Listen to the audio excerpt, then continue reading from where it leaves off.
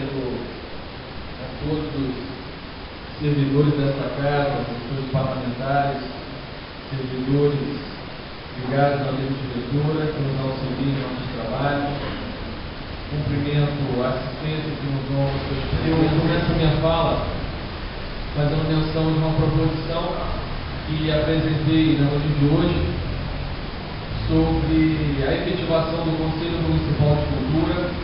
Nós temos uma legislação de 2007 e uma alteração de 2010, onde faz essa alteração estrutural da composição do Conselho Municipal de Cultura, que eu vejo que é de suma importância para o nosso município. Inclusive, com o Conselho existe a possibilidade de captar recursos da Secretaria de Cultura do Governo do Estado, do Ministério da Cultura. Hoje nós temos uma secretaria que também atua na pasta de turismo, que eu vejo que não é ideal, deveria ter uma secretaria autônoma, própria, que viabiliza estar captando esses recursos. E sem o Conselho Municipal de Cultura, também acaba engessando também essa captação de recursos.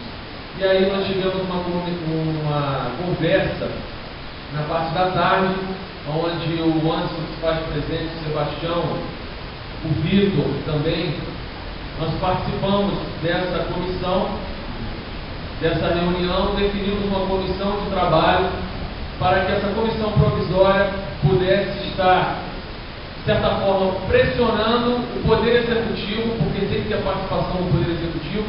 Essa composição ela é tripartite, sociedade civil organizada, poder público, e precisa desse apoio por parte da Prefeitura, inclusive para poder subsidiar questões financeiras, orçamentárias do próprio Conselho.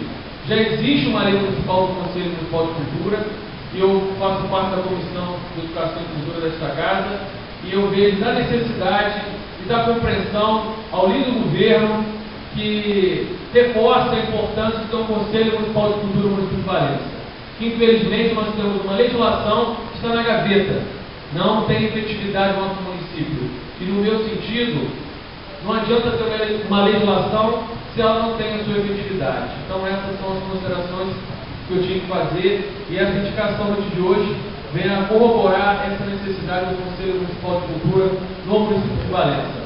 Lembrando que eu apresentei hoje lei, justamente uma lei complementar que beneficia as pessoas jurídicas e físicas, justamente apresentando projetos junto a uma comissão criada nesse sentido para poder viabilizar projetos culturais que, infelizmente, uma legislação foi aprovada nesta casa e hoje também não tem efetividade no nosso município.